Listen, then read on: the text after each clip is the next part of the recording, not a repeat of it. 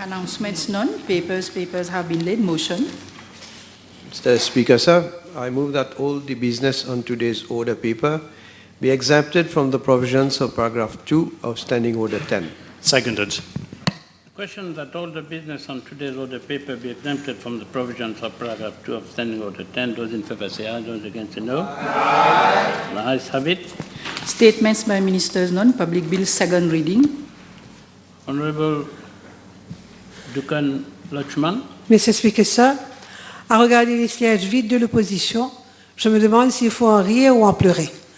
Ces mêmes personnes qui viennent chaque semaine vilipender toutes les mesures que nous sommes en train de mettre de l'avant sont toujours absents quand il faut venir faire leur représentation et dire des choses. On les a écoutés gentiment pendant des semaines, mais voilà, eux, ils trouvent mieux de rester chez eux au lieu de venir prendre leurs responsabilités au sein de notre Parlement. Monsieur le Président, it is for me a privilege to intervene in this Financial Crimes Commission bill, a bill that is called upon to be a landmark in both legal and institutional domains. The bill is concerned with situating Mauritius as a jurisdiction that is willing to crack down on financial crimes that negatively impact the repute of Mauritius.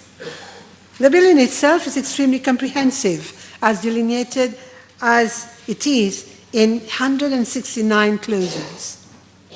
The explanatory memorandum sets the tone and clearly spells out the object of the bill to make the Financial Crimes Commission the apex agency to, and I quote, detect, investigate, and prosecute financial crimes. To do this, the Commission will onboard the functions and powers of a number of existing institutions like the ICAC, the Asset Recovery Investigation Division, as well as the Integrated Reporting Services Agency. The goal, Mr. Speaker, sir, is obvious, bringing the functions of a number of bodies under one umbrella for better coordination of actions. It must be understood, Mr. Speaker, sir, that the battle against financial crimes cannot suffer from a dispersal of efforts. That explains the setting up of a number of divisions, but within the Commission itself. Indeed, with the evolving digital environment, financial crimes are metamorphosing at a tremendously fast rate, and it takes concerted action, vigilance, and alertness to tackle these. D'ailleurs, Monsieur le Président, les honorables membres se souviendront que la commission d'enquête sur la drogue avait bien fait ressortir le manque de communication entre les différentes institutions et qu'il y avait un besoin de beaucoup plus de coordination et de réseautage entre ces institutions. Les dispositions de cette loi viennent combler ces lacunes. Mr. Speaker, sir, the synchrony of action is clearly implied in Clause 6 of the bill that spells out the functions and powers of the Commission. Thus, Clause 6, Subclause 1, Paragraph C2I, show a clear demarcation of the responsibilities of the different divisions: the Investigation Division, the Assets Recovery Management Division, the Education and Prevention Division, the Legal Division, and the relevant units: the Financing Crimes Investigation Unit, the Financing of Drug Dealing Investigation Units. They will be called upon to accomplish their task pertinent to their mandates. Mr. Speaker, sir, I understand that there is some head-scratching about this arrangement on the other side of the House. It appears there are some who are skeptical about this new proposed institutional arrangement. The migration of institutional responsibilities towards a new Commission will definitely avoid having offenders, existing and potential ones, taking advantage of loopholes or inadequate communication between institutions. So, the honourable members of opposition do not need to be dubious or to be the doubting Thomases of this assembly. Perhaps they would gain by considering this parallel, the parallel being the MRA. As we know, the MRA was established precisely with the purpose of bringing isolated and scattered revenue units together into an integrated entity.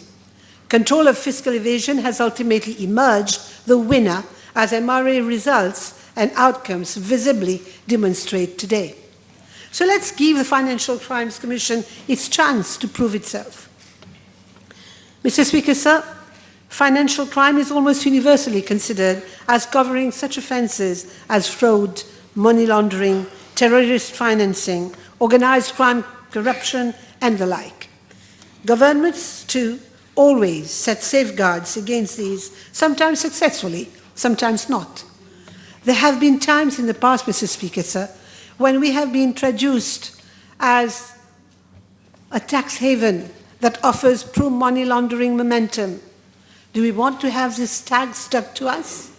So what is wrong with having this commission set up? Why militate against it? Monsieur le Président, j'ai écouté avec attention tous les arguments mis en avant par l'opposition à travers les journaux, la radio, mais franchement, et même au sein de l'Assemblée, mais franchement, je n'ai pu trouver quoi que ce soit de concret. An unfortunate argument, Mr. Speaker, sir, commonly thrust forward since the Financial Crimes Commission bill came into the public domain, is that it will be bereft of its independence. It will not be independent. That it will be following externally commandeered dictates, that the President will appoint the Director General on the advice of the Prime Minister, and that in itself is presumably riddled with foreboding and ulterior motives. Et bien sûr, Monsieur le Président, ils ont déjà choisi le présumé coupable, il est tout désigné. Ce sera le Premier ministre lui-même qui va tirer les ficelles, puisque c'est lui qui va proposer la personne désignée pour prendre en main les rênes de la Commission. Monsieur le Président, laissez-moi faire ressortir que ce n'est pas nouveau. Nous désignons le CP, le chef-juge, le directeur de l'ICAC ou même l'ombudsperson de la même façon. Et personne n'a rien eu à dire depuis tout ce temps. Et en plus, nous le savons déjà, dans le cas de l'ICAC, l'ancien régime travailliste avait décidé qu'il n'y avait même plus besoin du président, qu'on pouvait le faire directement entre le leader de l'opposition, entre le Premier ministre et le leader de l'opposition. Ce projet de loi, Monsieur le Président, assurera qu'il n'y aura pas d'ingérence de qui que ce soit dans les opérations de cette commission, et il est clair que la législation comprend des mesures très bien établies. Clause 4, subclause 3 states explicitly that, and I cite, subject to this Act, the Commission shall, in the discharge of its functions and exercise of its powers, not be under the direction or control of any person or authority. I wonder what can be more explicit than that. It certainly puts paid to the notion of an external occult string pulling. L'opposition, Monsieur le Président, passe son temps à essayer d'empoisonner l'esprit des gens, en semant le doute dans leur tête. Ils le font systématiquement à chaque fois que le gouvernement vient de l'avant avec une nouvelle mesure. Et je ne comprends vraiment pas ce besoin constant de vilipender les mesures préconisées par le gouvernement, les mesures qu'eux-mêmes savent sciemment bien qui sont positives. Mais ils n'osent l'affirmer en toute honnêteté. Matière demandant l'expertise du bon Dr Jagatpal. Je suis sûr que lui pourra nous expliquer qu'est-ce qui pousse ces gens de l'opposition à continuellement, constamment venir dire que rien n'est bon, qui semer le doute dans la tête des gens. Mr. Speaker, sir, I would now like to draw the attention of the House to clause 6 that states a function of the Commission, that the function of the Commission will be to set up and oversee good governance and integrity reporting campaigns to enhance the standing of Mauritius as an international center of excellence of unimpeachable integrity with the object of attracting investment. Let it be very clear that government has opted through this bill for Mauritius to take the high road of transparency and ethical conduct in its bid to position itself as a center for global business. Monsieur le Président, quand Maurice a été mis sur la liste grise, que disaient ces membres de l'opposition? Comme des oiseaux de mauvais augure, ils annonçaient à tue-tête que nous nous retrouverons très vite sur la liste noire de l'Union européenne. Et pourtant, Maurice a été félicité pour cette sortie de cette liste en très peu de temps, un temps record, n'en déplaise à certains. Monsieur le Président, I wouldn't want to state the obvious, but it is nevertheless important to highlight some of the virtues that arise by being known not to be soft on cracking down on financial crimes.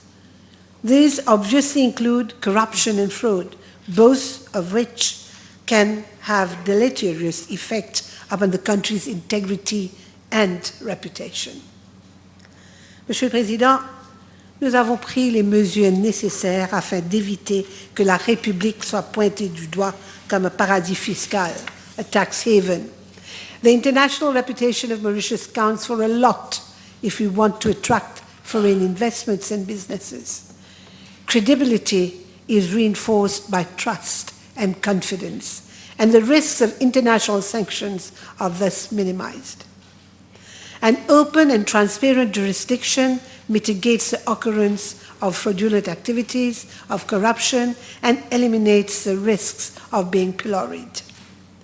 Mr. Speaker, sir, Mauritius has been positioning itself as an international financial center. For this to materialize, it is imperative for our country to introduce legal and regulatory reforms to meet international standards and expectations. We must not forget many international organizations like the OECD place a huge premium on combating money laundering, tax evasion, and other financial crimes. The bottom line is clear, Mr. Speaker, sir. If we do not want to be seen or considered as a non-cooperative jurisdiction, we must show our capacity to adhere to set standards. I would like here to draw the attention of the House that following the due diligence shown by our teams to allow Mauritius to move out of the FATF grey list, our delisting from the EU high-risk country list in a record time, we are today considered as being largely compliant to all FATF recommendations, so much so that Mauritian expertise is being sought by countries in the region. This bill, Mr. Speaker, so therefore sets out to create the pathway that will help maintain the country's credibility in the global financial system. Mr. Speaker, sir, the bill lays the solid foundations for actualizing this into reality. Mr. Speaker, sir, let me now come to clause 45, subpart 4, financing drug dealing offences, which makes it very clear that the Commission would act against any person who would either directly or indirectly finance or collect funds for the purpose of financing drug dealing activities, or derives a benefit or commission from drug dealing activities, or both, would commit an offence and be liable on conviction to a fine and a spell of imprisonment. Mr. Speaker, sir, the impact of drugs upon individuals and their families is turning out to be horrendous, despite all the measures taken to tackle head-on this scourge. We all know the heavy price that individuals pay in terms of dependence they develop, the psychoneurological and biological impact of chronic use. The same applies for the consequences of substance abuse on families, on the communities, and on society itself, Mr. Speaker, sir. Without forgetting the number of accidents, the devastating impact on families, the sheer loss of lives due to drug driving. Of course, we do have a lot of concerted efforts being carried out to stem the tide. Drug busts and drug seizures are almost a regular feature in Mauritius. And, Mr. Speaker, sir, more than 16 billion rupees worth of drugs have been seized. Yet, these traffickers do not seem to get discouraged. And being an island with widespread open borders does not help. That is why we need to have greater deterrence and greater means to track down on them. Drug money is big money, and we know that trade-based money laundering is one of the ways by which illicit funds are disguised and moved. Ce projet de loi, Monsieur le Président, nous donne les moyens de prendre les actions qui auront un impact certain. Il est donc grand temps que la législation soit renforcée, qu'on se donne les moyens afin de contrer les viles transactions. En effet, Monsieur le Président, nous parlons ici d'un commerce meurtrier.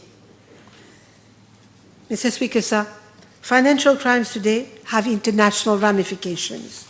Indeed, the traditional definition of financial crime is that which is considered as covering such offences as money laundering, terrorist financing, as well as organized crime corruption.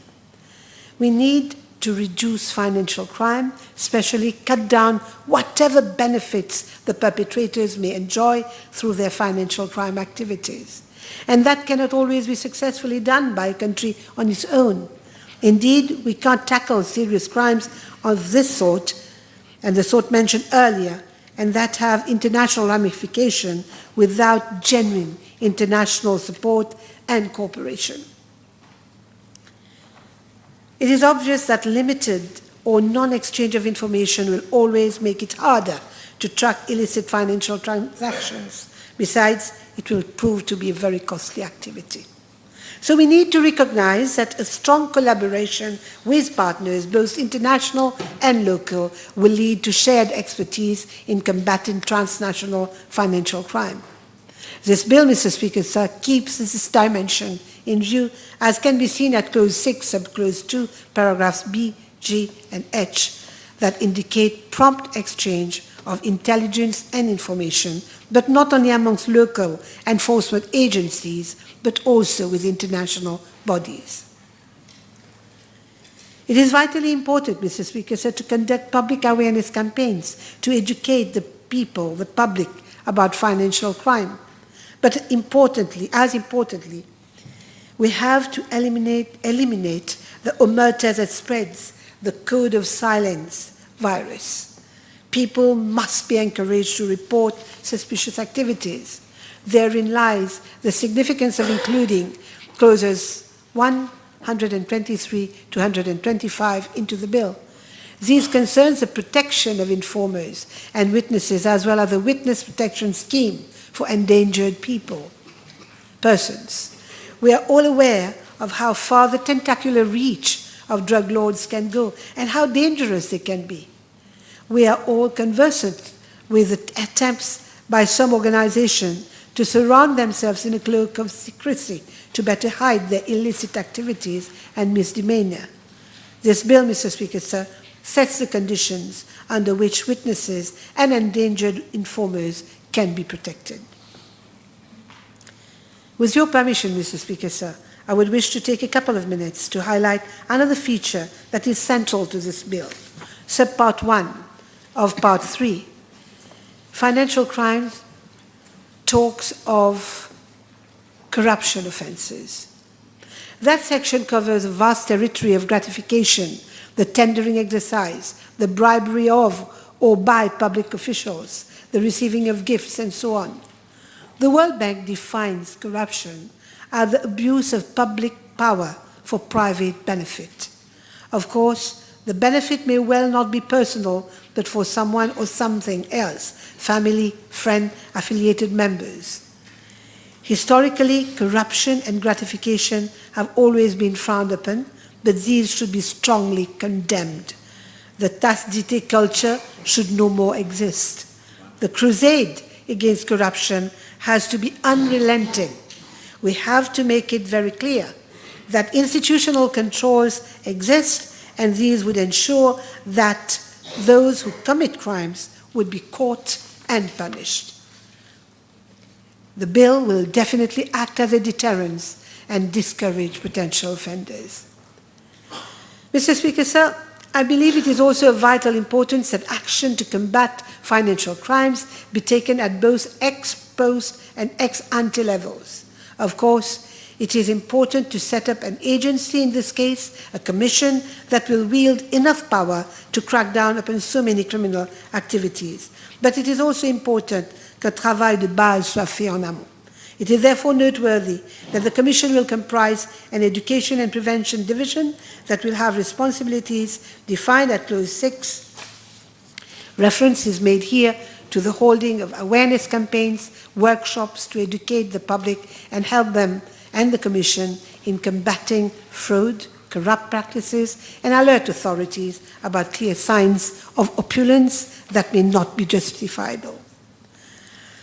I would wish also here to draw the attention of the House that one of the educational activities will be to explain the process, the manner in which complaints against financial crimes would have to be made. On the other hand, it always pays rich dividends to inculcate the right notion right from an early age, and this bill makes provision for the support of the Commission, for the support the Commission will provide to enhance school curricula such that learners from a young age get to understand the ramifications of financial crimes and avoid them. Mr. Speaker, sir, let me now take up the points raised by members of the opposite sides of the House. There are some other aspects that have become the subject of apprehension. One, which I've mentioned earlier, relates to the appointment of the Director General by the President of the Republic following the advice tendered by the Prime Minister after consultation with the Leader of the Opposition. Unfortunately, the Leader of the Opposition is not here right now.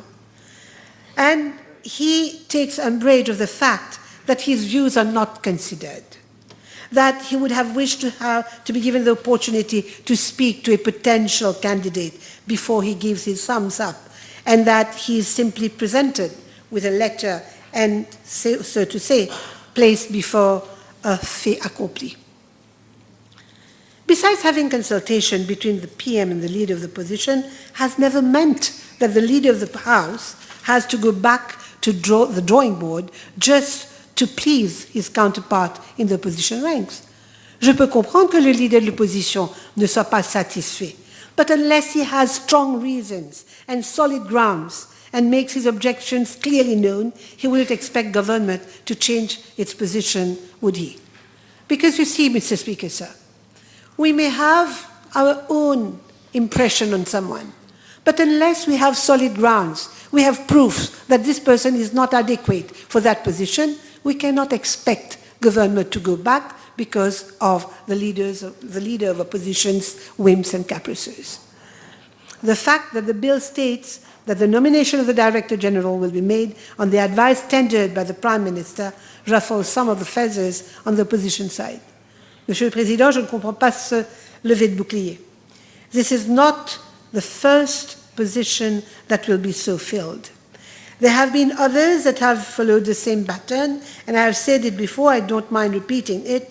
Other posts have been filled along the same principles, and there has never been a hue and cry about that.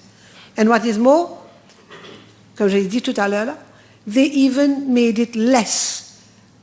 They had even got rid of the need to go to the President before appointing the Director General of the ICAC. So the question is, why should we prejudge that the one appointed would not be independent in his or her thinking and action? Why be adamant in questioning the integrity of any potential candidate to the position and believe that he or she would be at the beck and call of any person or authority? Examples abound of so many persons in strategic position who are performing without fee and favor their job. I have in mind the Ombudsperson, the Chief Justice, amongst others.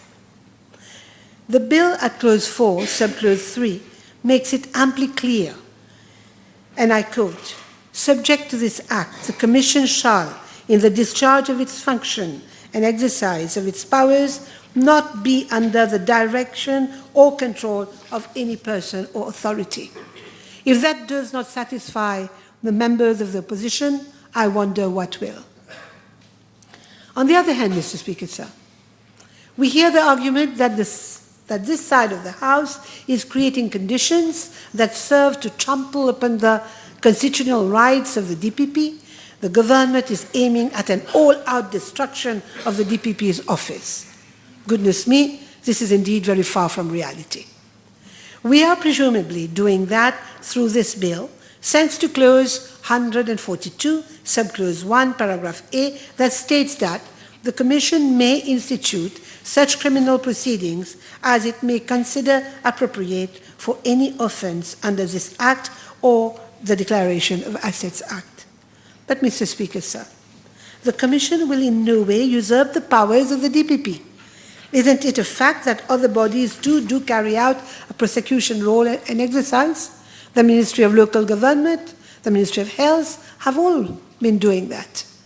But above all, I think that it's all too clearly enunciated at paragraph B and C of the same clause that criminal proceedings will be instituted without prejudice to the powers of the DPP, and the DPP can discontinue the criminal procedures instituted by the Commission if he so decides, as per our Constitution, Mr. Speaker, sir. So I'd suggest that we do not worry too much about these apprehensions, as they do not stand on solid ground. Mr. Speaker, sir, the other argument that merits our attention and deserves to be countered is that time and again, the issue of invasion of privacy has been raised, giving the impression that Big Brother would be watching everybody, one and all without exception. There is no question of spying on anyone, of hacking messages and mailboxes, of tapping telephones, or constantly monitoring the movement of people. We have absolutely no interest in eavesdropping on the private lives of individuals, and even less those of the opposition. Mr. Speaker, sir, we are not living out of Minority Report or eye in the sky Hollywood scenario. True, in the course of a suspicious situation, surveillance will be done. But it's only for those who would be engaged in sinister, obnoxious and toxic activities and other heinous crimes. Those whose hands are clean will have nothing to worry about, do they? Mr. Speaker, sir, I really don't understand why they're making such a fuss about it.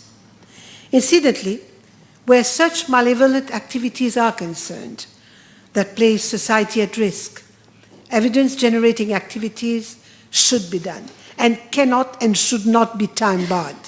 This is and should be out of question, Mr. Speaker, sir. So, Mr. Speaker, sir, what is there in this bill that anyone should be apprehensive of? I don't understand. Why do we allow what is not there to create a sense of unease, of nervousness, to the point of contesting what is in itself quite obvious? This bill before the House, the Financial Crimes Commission bill, Mr. Speaker, sir, will serve to reinforce the existing laws, hitting hard on those bent on benefiting from perpetration of illicit acts. We have to ensure that the reputation of this country that has taken time to build does not ever get stained. And this bill has all the ingredients that will empower the Commission to tackle financial crimes. Time has now come for an end game, Mr. Speaker, sir. Let me once again congratulate the Honourable Prime Minister for coming up with this legislation, which forcefully illustrates his determination to put an end to all insidious activities that pose a threat to our society as a whole.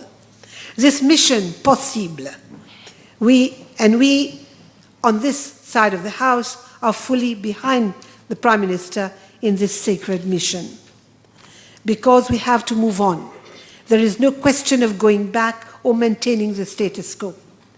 It reminds me, Mr. Speaker, sir, and I'll end on this note, of the words attributed to Benjamin Franklin. He said, and I quote, "There are three thoughts of people in the world.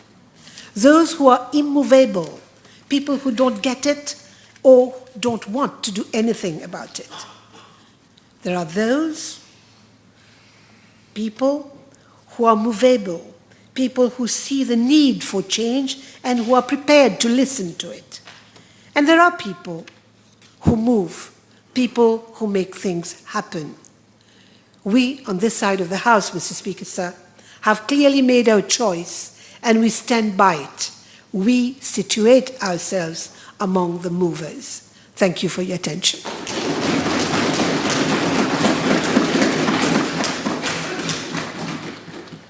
Honorable Ganu. Thank you, Mr. Speaker, sir. Thank you for allowing me to participate in the debates on the Financial Crimes Commission Bill, which is, in my view, undoubtedly one of the most important pieces of legislation introduced by this government to reinforce law and order in Mauritius. Mr. Speaker, sir, the debates are nearly over. In a few minutes, we'll listen to the Prime Minister who will sum up the debates. We are by now aware of the highlights of this bill, the main provisions, the primary aim of which is to establish this FCC, this commission, as the preeminent institution dedicated to combating financial crimes, encompassing offences related to corruption, to money laundering, to fraud, financing drug-related activities, and other related ancillary offences.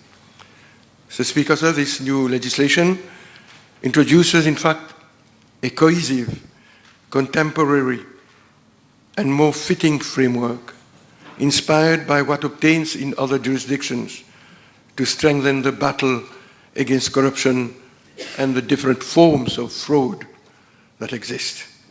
Sir, if we tread along memory lane and look back and scrutinize our anti-corruption legislation, we must say that we have traveled a long and sinuous way. With the MSM-MMM government, I remember very vividly in the 1990s, under the Prime Ministership of Sir Anirudh Jagannath, the attempt of this government then to amend the Constitution in 1990 to invest the Ombudsman with powers to inquire into cases of corruption, which we failed because I remember the Labour Party in the opposition did not lend their support to that project. Then came the legislation a few days afterwards to set up the Anti-Corruption Tribunal, followed by the amendment, subsequently followed by the amendment to our criminal code to introduce provisions to deal with corruption cases. Then, once again, under the MSM-MMM government of 2000 to 2005, the setting up of the Select Committee to review the shortcomings of our legislation. And the Select Committee rightly concluded that our legislation was then antiquated, insufficiently incomprehensive, and insufficiently encompassing. And it laid the groundwork for the new POCA, Mr. Speaker, sir. And then came the culmination in the adoption of the POCA in 2002. POCA, in the meantime, Mr. Speaker, sir, the Asset Recovery Act, the Good Governance and Integrity Reporting Act came to be adopted by the House. But with time, it was evident that our legislation had demonstrated its limitations and inadequacies. This is why, Mr. Speaker, sir, this bill represents a significant step in addressing those deficiencies within our system and offers a comprehensive legal response to the challenges posed by financial crimes in our society. This is the underlying reason for the FCC to take over the functions of the ICAC, of the Asset Recovery Investigation Division of the FIU, and of the Integrity Reporting Services Agency. Mr. Speaker, sir, this bill addresses new financial offences, as we have heard during the debates, namely corruption in relation to sporting events, fraud offences, and the financing of drugs dealing offences. All these offences should be tackled in a holistic way, given their interconnectivity, which in turn serves as a backbone for organized crimes. We know that crime syndicates operate in various forms and sizes, ranging from small, local street gangs to large, transnational criminal organizations with a regional and global reach. The nexus between drug trafficking, sports gambling, money laundering, and other crimes is a complex and multifaceted issue that involves various illegal activities intersecting with each other. The connection between these activities can have a significant negative impact on society, Mr. Speaker, sir. It can lead to addiction, to the spread of illegal drugs, to the undermining of the integrity of sports, the destabilization of legitimate economies, and last but not least, Mr. Speaker, sir, of even destabilizing democratically elected government. Mr. Speaker, sir, horse racing activity is the center of our focus now, and it has the capacity to connect with narcotics trade and other financial crimes, including money laundering in the most lucrative way. We are aware that drug trafficking generates large sums of illicit money, which can be used to fund other criminal enterprises, including sports gambling operations. Criminal drug barons, Mr. Speaker, sir, can legitimize their proceeds of crime through horse racing betting. Criminal organizations involved in drug trafficking and sports gambling often use money laundering techniques to legitimize their ill-gotten gains. Sports gambling can serve as a convenient means to launder money obtained from drug trafficking or other criminal activities. Betting winnings can be mixed with illegal proceeds, making it difficult to trace the source of the funds. In other words, Mr. Speaker, sir, we are fighting a very difficult and complicated war on drugs and financial crimes. The fight is not taking place on equal footing. Crime syndicates are increasingly well organized, especially with sophisticated communication technologies. They often have a hierarchical structure with leaders at the top who make key decisions and delegate tasks to lower level members. Loyalty and secrecy are highly valued within these organizations, and members are often bound by a code of silence known as omerta in criminal circles. Mr. Speaker, sir, in the face of such onslaught, what are we as a responsible state supposed to do? Mr. Speaker, sir, we need to continuously step up our intelligence, our surveillance and investigative capabilities, including digital technology capabilities. To achieve this, we must establish a robust legal framework, a new legal architecture that leaves no room for ambiguities which criminals could exploit to carry out harm without hindrance. Efforts to combat crime syndicates involve law enforcement agencies, governments, and international organizations working together collaboratively to disrupt their operations, to arrest their key members, and to seize their assets. Sir, besides extensive intelligence gathering and surveillance, this typically requires explicit legal actions to dismantle these criminal enterprises and reduce their evil influence on our society. Mr. Speaker, sir, money laundering lies at the heart of this crime infrastructure, of this criminal web. This is why we have to confront head-on the centrality of money laundering activities in criminal operations. By limiting the opportunity for legitimizing proceeds of crime, we will go a long way in crushing the evil connection between drugs trafficking and horse racing betting and other avenues of laundering dirty money. It is therefore extremely important for the offense of money laundering to be dealt with in its own right. Hence, Mr. Speaker, the wisdom in this legislation, in this bill presented by the Prime Minister today. Hence, the inclusion of novel provisions in our legal arsenal. Let us look at Section 31 of the bill, Mr. Speaker, sir. I quote, "A person may be convicted of a money laundering offense, notwithstanding the absence of a conviction in respect of a crime which generates the proceeds alleged to have been laundered." End of quote.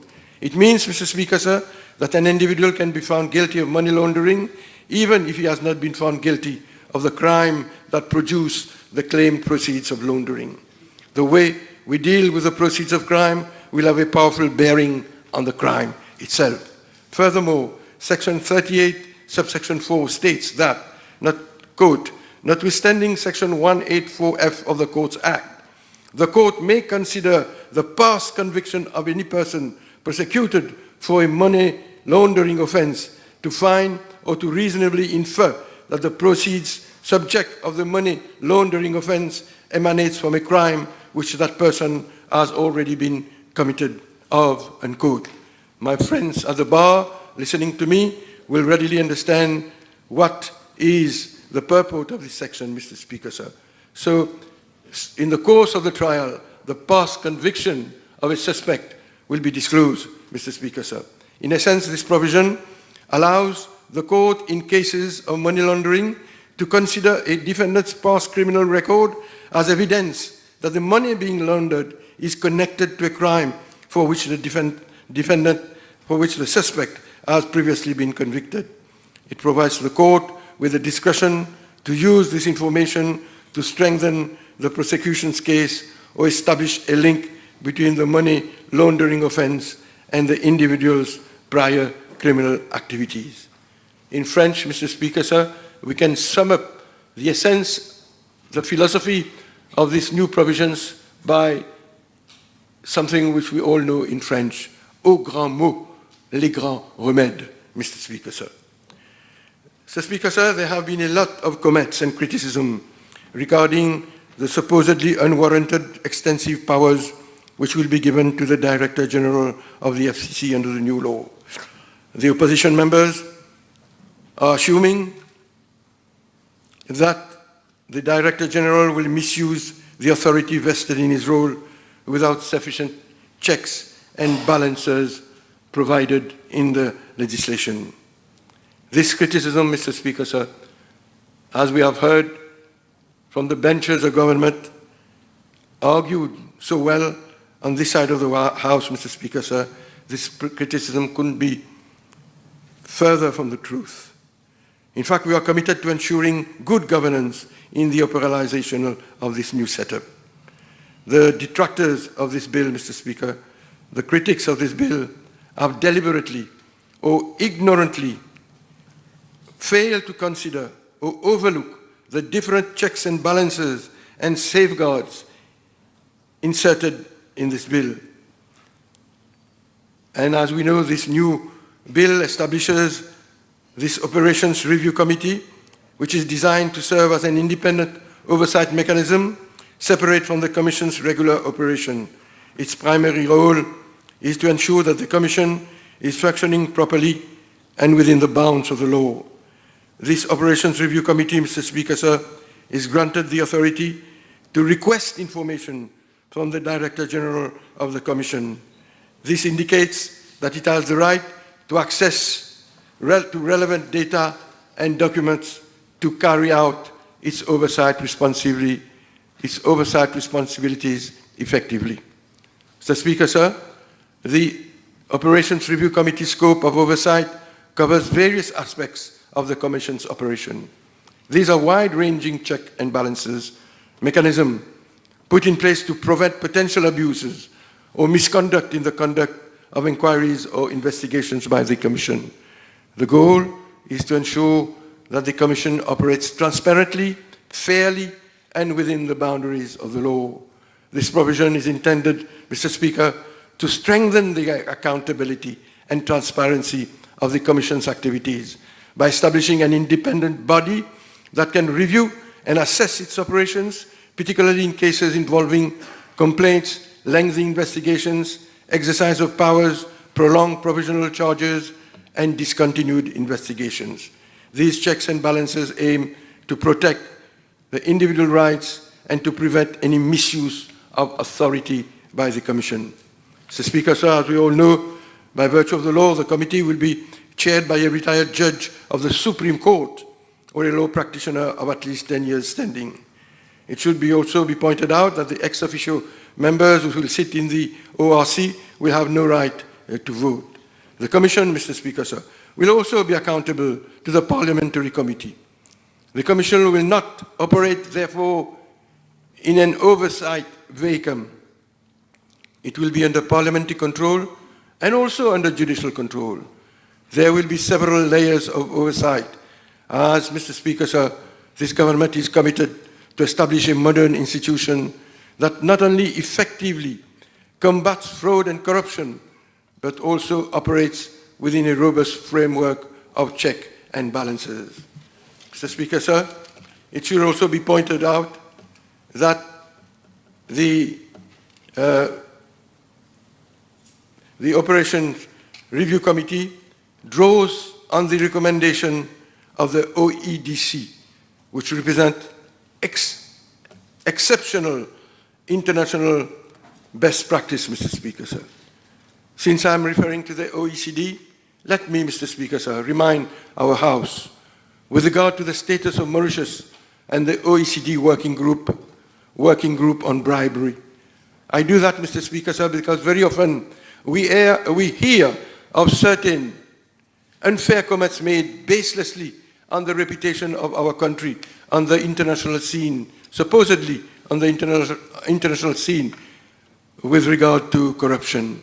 Sir, in March of this year, on the proposal of the OECD working group on bribery, the OECD Council agreed to invite Mauritius to become a participant in the working group with a view to facilitate the access to the OECD Convention on combating bribery of foreign public officials in international business transactions, in short, the OECD Anti-Bribery Convention. As a participant in this working group, representatives from Mauritius will be able to attend all non-confidential meetings of the working group, and the working group annual reports, Mr. Speaker, sir, highlights good practices and positive developments such as the adoption of national anti-corruption strategy, the general regime for the prevention of corruption, the establishment of national mechanism against corruption, and the enactment of legislation thereof. Mauritius has applied to become a participant member of this OECD working group on bribery in international business transactions, Mr. Speaker, sir, which will facilitate access to the OECD Anti-Corruption Convention by non-members. Mr. Speaker, sir, a few months ago, in November last year, our Prime Minister, at the launching of a forum of public-private partnership in combating financial crime, indicated that government is supporting ICAC recommendation for Mauritius to become a member of the OECD working group on bribery, pointing out that we would be the second African country to become member of this working group. During his address, the Prime Minister underlined government resolve to adopt measures to combat financial crimes, which are getting more sophisticated with the support of technology. Mr. Speaker, sir, let me now continue with my speech, Mr. Speaker, sir, by saying that with this legislation, la peur doit changer de camp.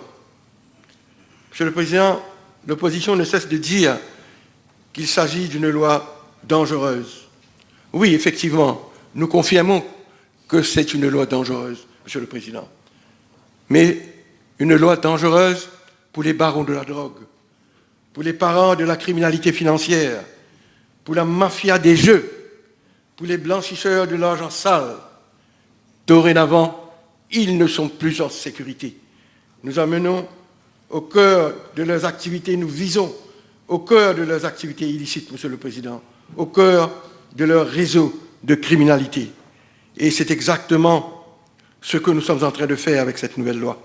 Les citoyens de ce pays, Monsieur le Président, ont le droit de vivre en paix et en sécurité, et leurs enfants ont le droit à un avenir certain et stable. L'État se doit de tout mettre en œuvre pour assurer leur protection contre les mafias de la drogue et la criminalité organisée. Nos compatriotes ont placé leur confiance dans ce gouvernement et ils savent qu'ils peuvent compter sur nous. notre priorité absolue est de neutraliser les criminels. Ce texte de loi revêt une importance cruciale dans notre lutte contre la fraude et la corruption et nous ne céderons pas aux menaces et aux pressions de quelques groupes qui cherchent uniquement à préserver leur intérêt financier personnel et ceux de leur cercle, tout en faisant croire qu'il s'agirait d'une mauvaise loi ou d'une loi scélérate, comme quelqu'un l'a dit dans cette Chambre. Comme à son habitude, Monsieur le Président, l'opposition tente de discréditer le gouvernement en créant de toutes pièces une hypothèse fallacieuse, chimérique et paranoïaque, Monsieur le Président. Puis, en lançant un débat au sein d'une section de la presse qui leur est favorable et qui promeut son propre agenda en se basant sur cette hypothèse erronée. Monsieur le Président, cette hypothèse erronée porte sur cette prétendue usurpation des pouvoirs du DPP en matière de poursuite au sein de ce nouveau dispositif légal et institutionnel. Venons-en aux faits concernant les pouvoirs et prérogatives du DPP qui semblent tant les préoccuper. Examinons, Monsieur le Président, ce que stipule la clause 142 du texte de loi, traitant précisément des poursuites étant maudites par cette opposition. Cette clause stipule que suite à la conclusion d'une enquête, ma collègue, la ministre de l'Éducation, vient de commenter sur cette clause 142, elle donc stipule que suite à la conclusion d'une enquête, la Commission a le droit d'engager des poursuites pénales pour toute infraction prévue par cette loi ou par la loi sur la déclaration de patrimoine, Declaration of Assets, si elle le juge approprié.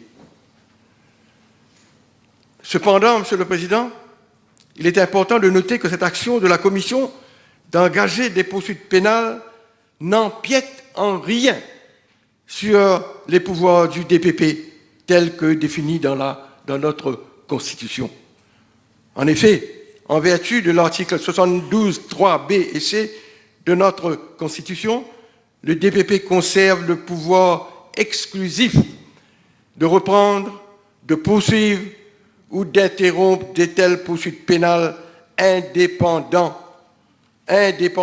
de toute autre personne ou activité, Monsieur le Président.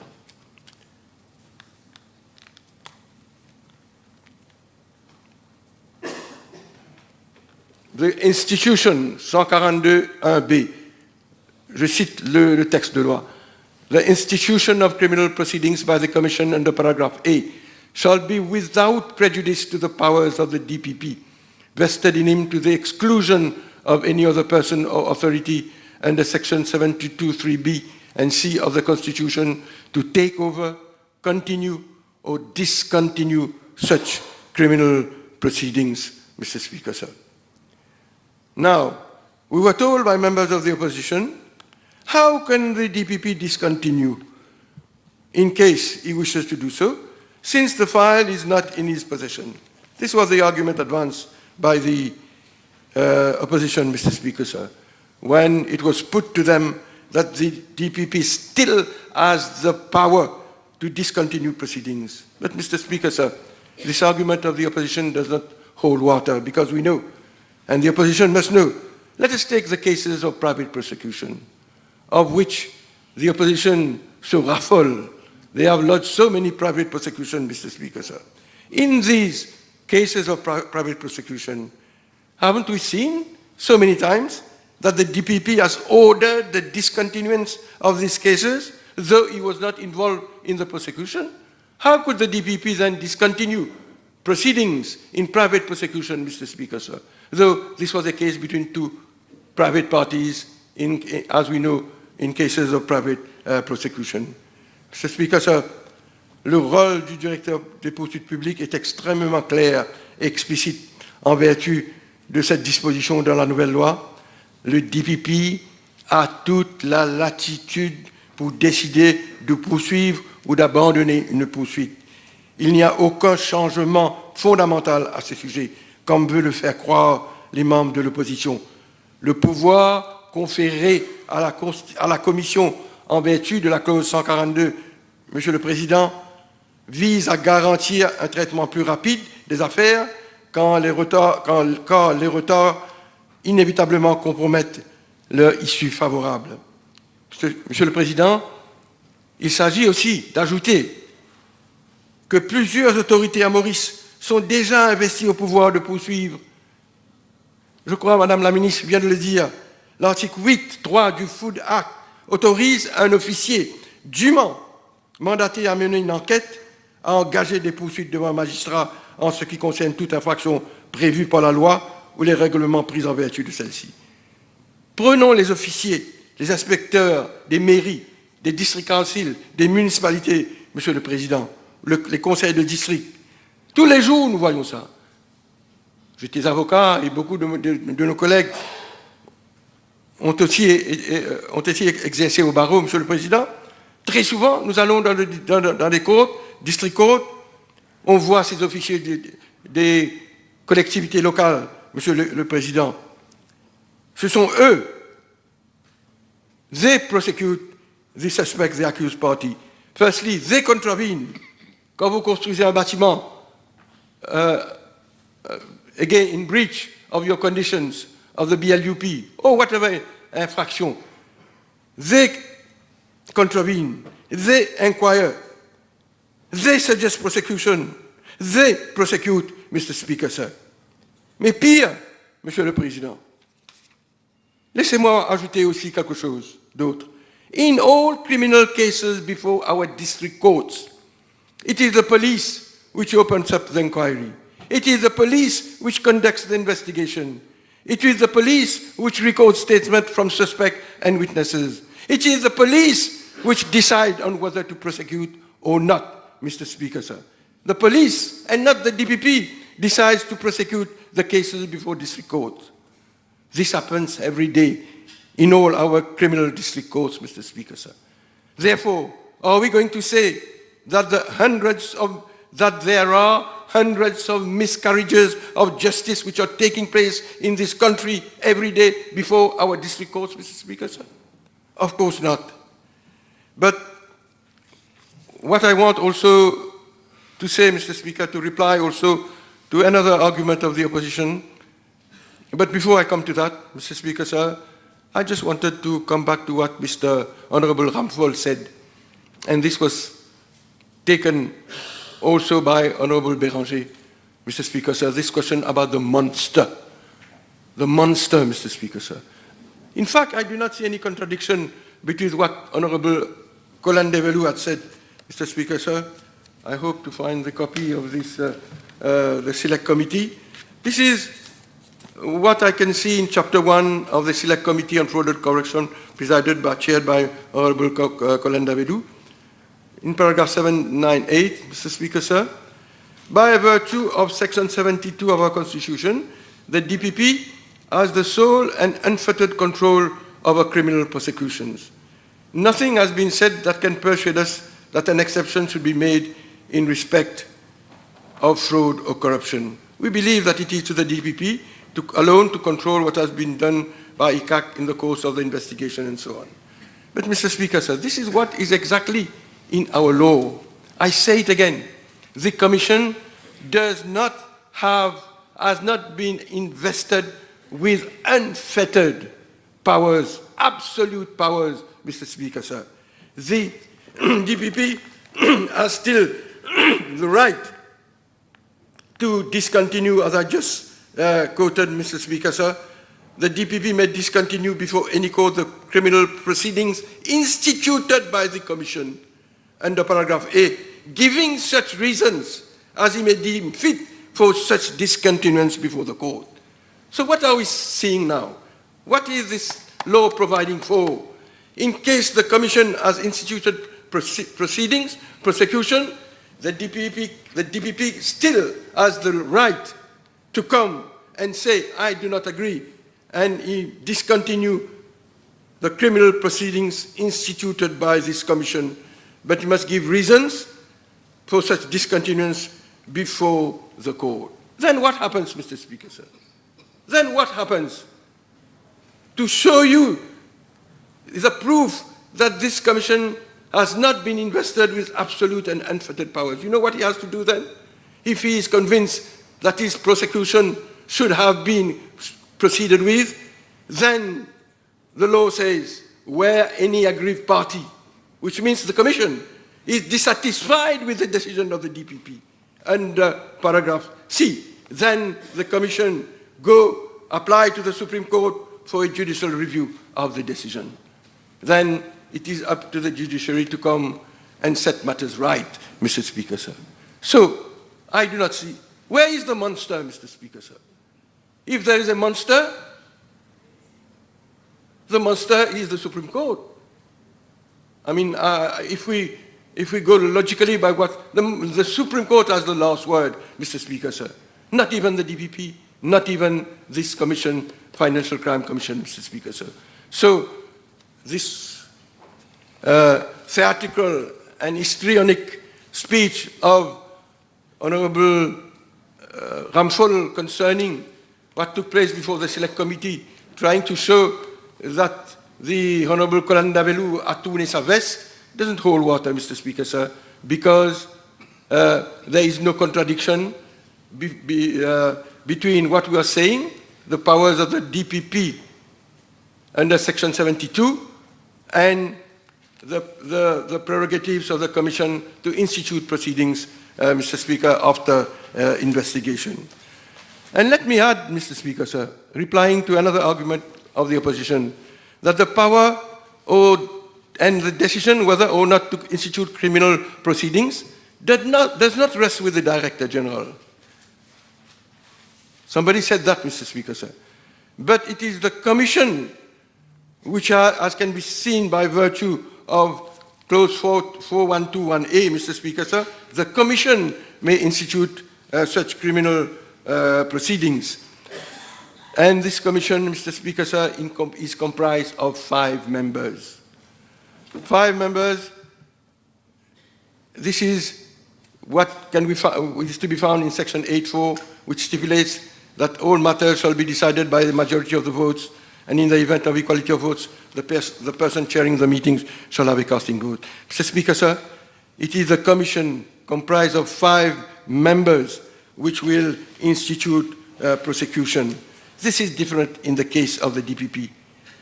When advising prosecution, he decides on his own, Mr. Speaker, sir, in the solitude of his office. Clearly, there is a difference. The commission, comprising of 5 members, and the DPP deciding on his own. Mr. Speaker, sir, even when we go, I don't have much time, Mr. Speaker, sir, when we look at the powers of arrest also, we will see that this law is much better than what obtains in the POCA legislation, which we will be repealing once this bill is adopted, Mr. Speaker, sir. I don't want to go into the details.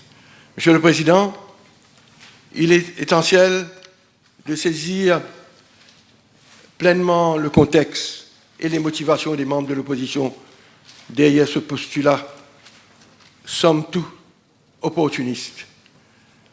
L'opposition, Monsieur le Président, a maintes fois tenté d'instrumentaliser politiquement le bureau du DPP dans le cadre de sa stratégie politique visant à semer la discorde, la division et le dénigrement des institutions. Cette fausse polémique entourant cet aspect du FCC va dans le droit fil de cette démarche purement démagogique. Tout le monde sait, Monsieur le Président, qu'il n'y a aucune sincérité dans leurs revendications. Ils tentent simplement de déplacer le débat vers un domaine où il excelle, à savoir la diffamation, la désinformation et la provocation d'une psychose collective. Quoi qu'il en soit, Monsieur le Président, cette opposition qui raffole, comme je viens de le dire, les private prosecutions, n'a jamais formulé la moindre objection à l'idée qu'une procédure de poursuite puisse être engagée dans ce type de situation sans l'approbation du DPP. Ils pourront nous éclaircir sur cette question dans le cadre de ces débats. Malheureusement, ils ne sont pas présents, mais enfin, nous regrettons leurs absences, Monsieur le Président. Avec sans péril, on triomphe sans gloire. Quand non seulement c'est un viol, un boycott de la démocratie, Monsieur le Président, mais concernant ce projet de loi, comme nous le voyons, c'est une campagne à fort relent politique dont ils sont les instigateurs. Une fois de plus, cette opposition révèle sa démagogie flagrante en tentant de faire un lien entre ce projet de loi et le sort de leur leader Navin Ramgoolam. Comme si le monde tournait autour du leader du Parti travailliste.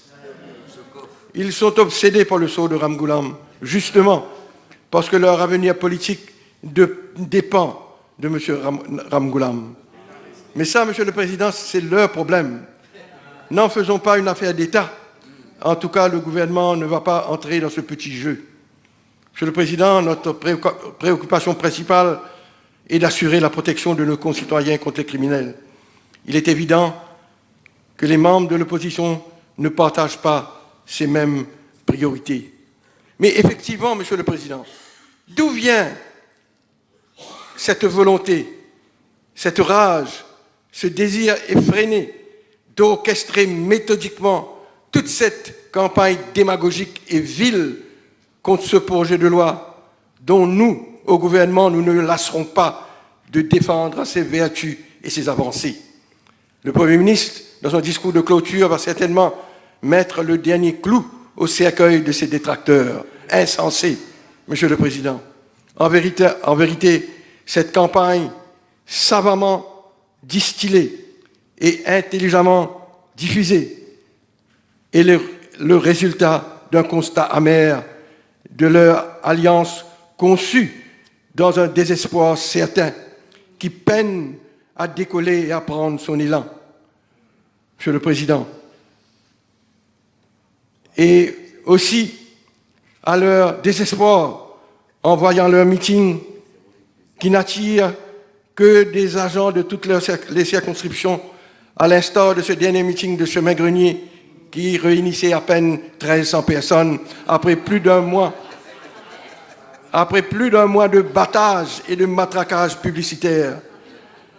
Ce désespoir provient de cette incapacité de faire face à ces mesures généreuses et socialistes annoncées récemment par rapport au salaire minimum juste et compensation salariale sans précédent et aux autres mesures sociales qui se retrouvent dans le droit fil d'une politique et philosophie socialiste dans le cadre d'un esprit de solidarité envers un peuple qui, conscient des grands enjeux nationaux et autres challengers internationaux, continue à vouer sa loyauté à ce gouvernement et son Premier ministre, Monsieur le Président. Voilà pourquoi, voilà ce qui explique ce frétillement, cette excitation, cette agitation d'une opposition discréditée et sans aucun avenir politique.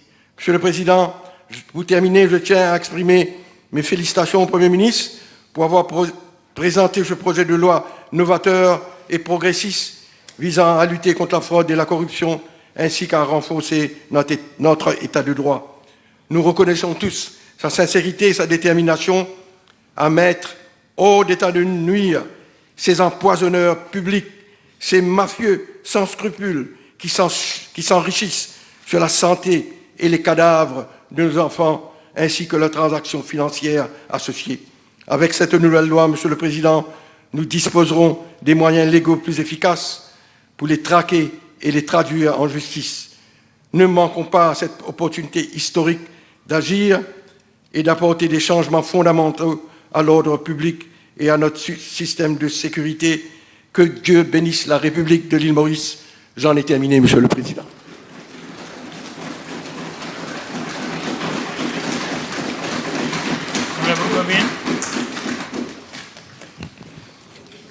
Yes, thank you, Mr. Speaker, sir, for allowing me an opportunity to lend my voice in support of the FCC bill, the Financial Crime Commission bill, before this House. This bill has been before this House for a number of days, a few weeks, so that this House has had full opportunity to debate on the provisions of this bill. Mr. Speaker, sir, I have to start by saying that I am here in this House because I have a responsibility bestowed upon me by the as an elected member.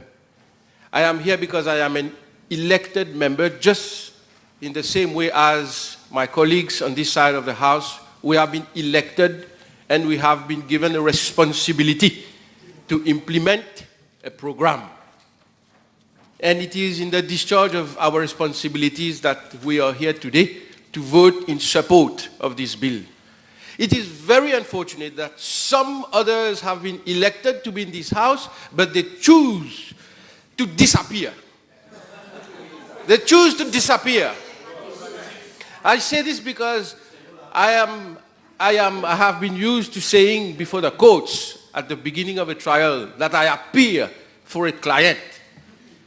But before you, Mr. Speaker, sir, I appear for the people. I appear for the people in the discharge of my responsibility. But there are those who choose to disappear. And they do not only choose to disappear today, they always disappear. Let me remind the House. They lodge cases to challenge the elections.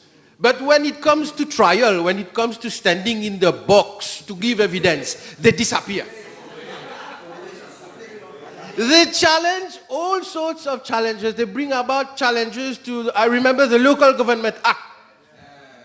And what happens then? They say, this we will challenge, we will go to the Privy Council. And then what comes at the moment to challenge, they disappear. They lose their cases. Yes, then I will come to Honorable Boda. I will come to Honorable Boda. He's gesticulating this morning on the footpath. He's gesticulating on the footpath. We will make him and his friends dance when it comes to the electoral campaign very soon. We have no qualms. We have no qualms, Mr. Speaker, sir. They always choose to do this kind of gesticulations, whether they want to do it in some forum.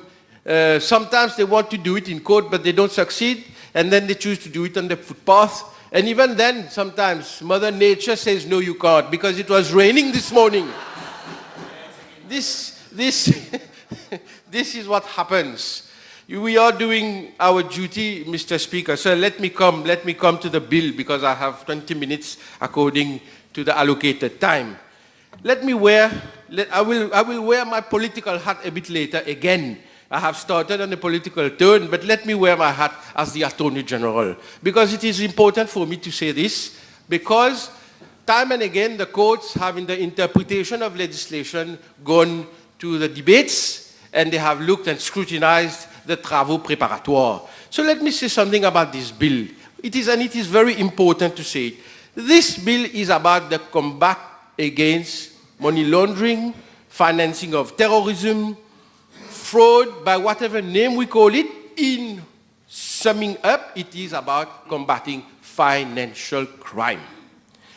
As we speak today, we have seen over a number of years the development of institutions. As we speak today, we have Integrating Reporting Services Agency. We have, of course, the ICAC. We have the Asset Recovery Investigation Division. Of course, we also have, in the same framework of fighting financial crime, economic offenses, the Declarations of Assets Act. So we have this number of institutions, each institution doing one specific duty, but in the end and with experience, what do we see? We see lack of proper coordination and lack of that one missing link, the apex body at the top of all those existing institutions. That one is crucially missing. And this is what we are doing today. We are creating that apex body which will englobe all the existing powers given to individual institutions. We are not creating a monster. We are incorporating the existing powers of existing institutions into one. This is what we are doing with the creation of the FCC. What are we doing? Number one, therefore, I call this bill a consolidating statute. It is consolidating existing provisions. And I have already specified which ones. This is already set out in the explanatory memorandum. It is consolidating, let me say it again, these legislations are being consolidated. The Prevention of Corruption Act, Asset Recovery Act, Good Governance and Integrity Reporting Act, Part 2 of the Financial Intelligence and Anti-Money Laundering Act. These legislations are being consolidated. And in a consolidating statute, whenever we consolidate existing provisions, there is a necessary corollary. Once we consolidate, we also repeal existing statutes. And when we look at 165 of the bill, clause 165, it is very clear the following enactments are repealed: A, the Asset Recovery Act, B, the Good Governance and Integrity Reporting Act, and C, the Prevention of Corruption Act. What the opposition the opposition members are saying is that we are creating a monster, but they do not say to the people that we are also repealing 3 separate legislations. This is a necessary corollary of a consolidating statute. And it is just the first time that this House has voted a consolidating statute. A number of occasions there has been. This is exactly the same here today. On the one hand, consolidating existing provisions, and on the other, repealing certain legislations in consequence. And when I say existing legislations, I want to illustrate what are we consolidating. I can say it, Mr. Speaker, sir, almost 3/4, maybe more, I would say 80 to 85% of the provisions of this bill are already existent. When we look at the powers of arrest, they already exist in the existing today's POCA. They already exist, but the opposition are creating a mountain out, not even a molehill. It's a creation of in the air, as if we are giving powers of arrest for the first time. We are using the same provisions. In fact, we have reduced it a little. We are using the same provisions of the existing provisions in POCA, and we have incorporated in this legislation. Much has been said about the powers for surveillance and telecommunications, as if it is for the first time that this House is voting, Mr. Speaker, such a provision. Mr. Speaker, sir, when we look at the existing Section 32 of the ICTA, provision has been made in law for a judge's order to be obtained by relevant institution for telecommunications surveillance. It exists in our law, and in a criminal investigation, the relevant institution can apply for a judge's order for telecommunications surveillance. It already exists. They haven't even read the bill. When we look at, after the power of arrest and the telecommunications order, we also have the special investigative techniques. One of the oldest serving members of this House, Honorable Béranger, was saying, the word special fait peur. Mais il n'a pas lu le reste. Il a lu seulement le mot spécial et dit special investigating techniques, ça fait peur. Mais what the special investigating techniques means? They say control surveillance. There is the word used there that the officers under the authority of the Director General will be able to do these exercises of control surveillance. Mr. Speaker, sir, today, and I don't know for how many years, controlled delivery exists under the Dangerous Drugs Act. Then controlled delivery has happened in so many cases, and so many cases have been tried and tested before our courts. There's nothing sinister about controlled delivery. Here it's controlled surveillance. Ça fait peur selon lui. Maybe he hasn't even read. I will leave it up to him to go and read it later. But all the existing powers of existing institutions have been incorporated in today's consolidating bill. And insofar as any further powers, apart from what I have just said, all the further powers, Mr. Speaker, sir, have to be exercised after and under the control of a judge's order. This brings control on the exercise of powers by the FCC. There are a number of examples where we look at the requirement for a judge's order. We look at sections 63 et suivants. 63, disclosure of financial transactions and any other information. In clause 63, there is the requirement for a judge's order when it comes to obtaining any document, book, record, or any other information which is required by the Commission in an investigation, and this order is obtained notwithstanding the Law Practitioners Act or the Notaries Act. I am saying this because a number of practitioners outside have made representations saying, there will no longer be any legal privilege concerning documents or records between a law practitioner and a client. But if we are faced with a criminal investigation, then will the legal privilege stand as a block, as a barrier to a criminal investigation? That surely cannot be the case. But the safeguard is such document, such record can be obtained with a judge's order. So when you are faced with a judge's order, once obtained, you have to bow to the judge's order and provide. There is nothing wrong in that. And I give another example where a judge's order is required. 64, clause 64, order to search specified premises. It is clear the Commission may apply to a judge for an order authorizing an officer designated by the Director General to enter premises, etc., etc. All this will be done under the authority of a judge's order. Clause 65, Mr. Speaker, sir, telecommunications order.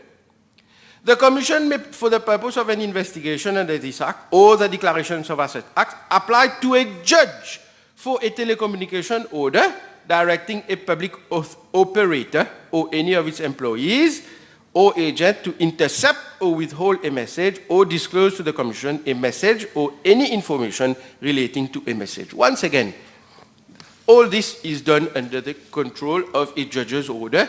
Same for the special investigative techniques in clause 66.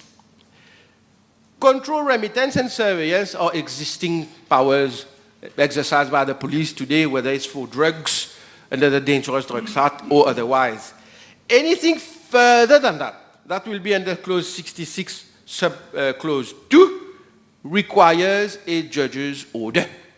So there is no qualms whatsoever as to the exercise of those powers by the FCC. Mr. Speaker, sir, this is the first thing that government is doing. I say it again, consolidating existing provisions and repealing those legislations as the Asset Recovery Act, the POCA, and the GGIR. Second thing that we are doing, we are providing in this legislation, I say this because one may ask, is it merely a consolidating statute? No, it is not. Consolidating statute for perhaps 75% of its contents, I say it, but what about the rest? This is what we are adding in this bill, checks and balances. First, as I said earlier, the requirement of a judge's order on a number of occasions. This is in itself very strong checks and balances in the exercise of the FCC's powers. Second, and it is very important to highlight this, the checks and balances to be provided with the Operations Review Committee in clause 126. Once again, we have to say it. Such a committee existed in the first version of POCA. On appelle ça affectionately called la loi Colenda-Velou. Parce que cette loi a été le produit du Select Committee dans le gouvernement 2000-2005, c'est-à-dire aux alentours de 2002-2003, la législation est venue devant cette chambre. Il y avait le FIAM là et le POCA. The ORC was there, the Operations Review Committee, as the name suggests, is to review the operational aspect of the ICAC. Then. Cependant, en 2005, le gouvernement de 2005 est venu at the stroke of a pen to do away with the ORC. We are bringing the ORC back. Why? Because today, the Parliamentary Committee has oversight over ICAC for only two matters. I see the Honourable Chief Whip looking at me. The Honourable Chief Whip chairs the Parliamentary Committee. You have jurisdiction for only two things. One, financials. Second, administrative matters. That's all. When it comes to the investigation, that's a no-go area. We cannot even ask questions to the then Commissioner, now Director General, and even if questions are asked, he can refuse to answer.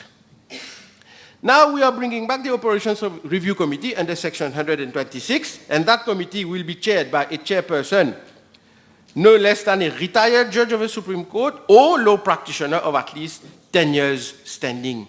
And the functions and powers of the ORC, Mr. Speaker, sir, have to be highlighted. This committee will look into, amongst others, I wish to highlight just a few, investigations being carried out by the Commission and which have lasted more than 12 months. All cases where suspects have been provisionally charged for more than 12 months. We always hear of complaints that the provisional charge has been before a district court for months and years, and nobody is questioning that. Here we are giving the opportunity for the ORC to question the Commission and to say why. Explain why. Amongst others, the Commission will also have the power to review, to ensure effectiveness on prosecutions of offences or appeals, or information revealed by investigation into offences, etc. So this acts as a very powerful committee to review the work of the Commission when it comes to its operational side. We have not stopped at only the creation of ORC, Mr. Speaker, sir. We have also provided in this bill, by way of checks and balances, to provide for coordination.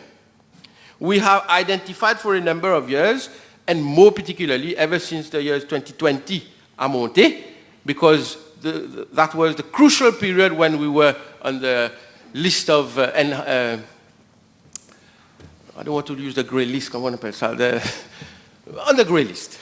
We were under observation. This is where we have seen that coordination is a key word between institutions. So lessons learned, we have provided here in clause 132, the National Coordination Committee, to provide for coordination among so many institutions, including Solicitor General, Commissioner of Police, MRA, la Banque Centrale, la FSC, etc.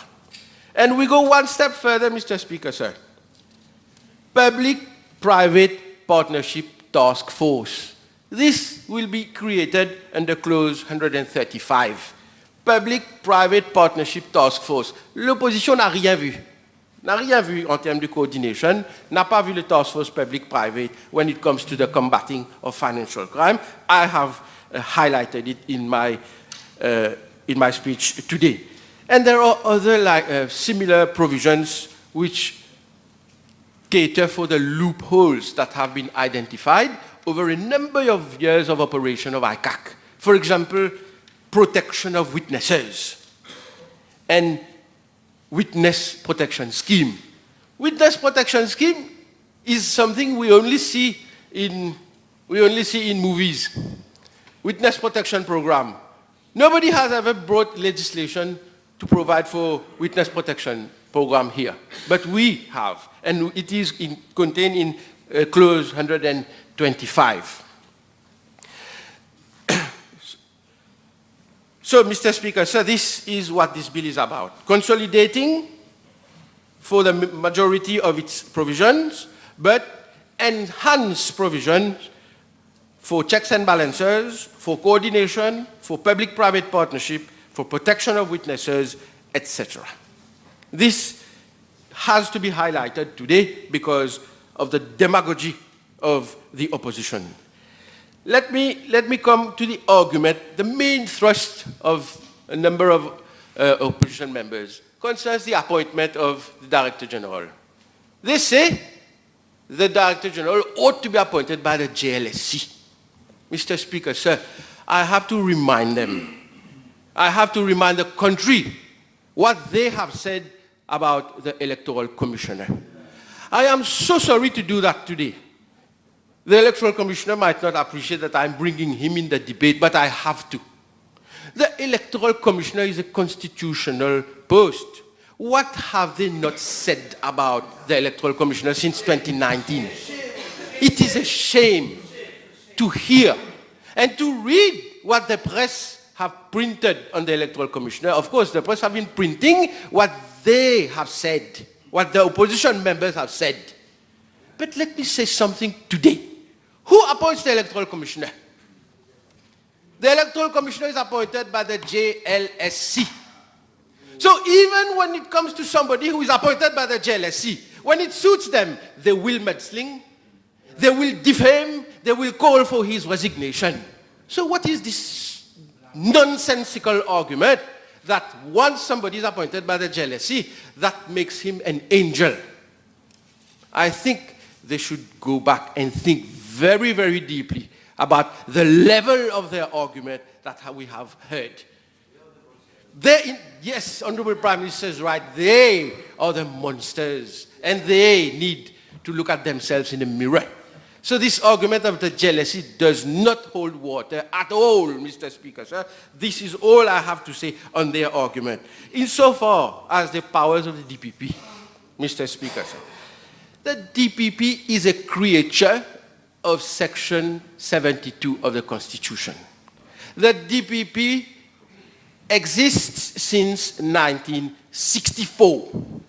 The DPP wasn't even there before 1964. Ever since the creation of the post of the DPP in 1964, the powers of the DPP have remained the same until today. Not a comma has been touched in the constitution of this country for Section 72. The powers have remained the same since 1964 and is still the same today, irrespective of what the opposition members say. I think honorable colleagues here on this side of the House and last speaker before me, Honorable Ganu, has made it amply clear that the powers of the DPP as contained in Section 72 remain untouched. Mr. Speaker, sir, on a final note, I have to remind some members of the opposition that there is no conspiracy. Honorable Ganu said that, as if le monde tourne autour du leader du Parti travailliste. As if the FCC is a conspiracy against him. Now the FCC is being set up comme un complot contre sa personne. Mr. Speaker, sir, let me remind the House and let me remind the population. The first time the words Financial Crime Commission appeared was in the electoral program of 2014, dans notre programme. Et le programme de 2014 disait, le programme de 2014 disait, combat contre la fraude et la corruption, mise sur pied d'une Financial Crime Commission qui agira comme un apex body pour enquêter sur les crimes financiers, tels que les divers types de fraude, incluant les Ponzi schemes, la corruption et le blanchiment d'argent. C'est le programme de 2014. Cette commission englobera différentes institutions existantes. La FIU, l'ICAC, je m'arrête là, et le département enforcement de la FSI. Point. Mr. Speaker, what are we doing with this existing FSC? It is taking over existing powers, existing provisions of existing institutions. But what is the difference now? You see, when we look at the programme for 2014, c'était gouverner pour le peuple, avec le peuple. Unfortunately, I have not brought printed copies for the House. And we have the beautiful pictures of course, Shani Jagannath as the leader of the Alliance, Honorable Pravin Jagannath as the leader of the MSM, Honorable Colin Davelu as the leader of ML, but also Honorable Xavier-Luc Duval as the leader of the PMSD on this manifesto. He was part of this manifesto then.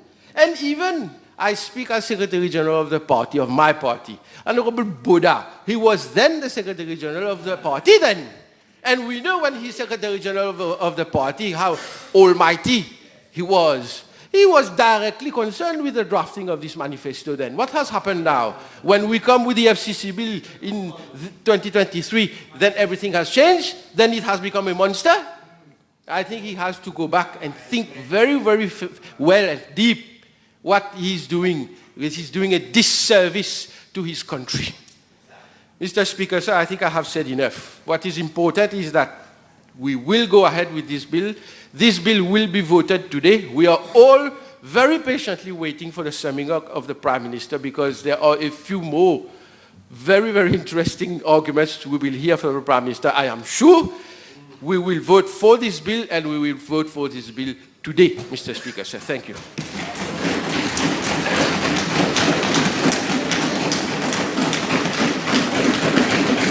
Members will suspend the sitting for an hour and a half.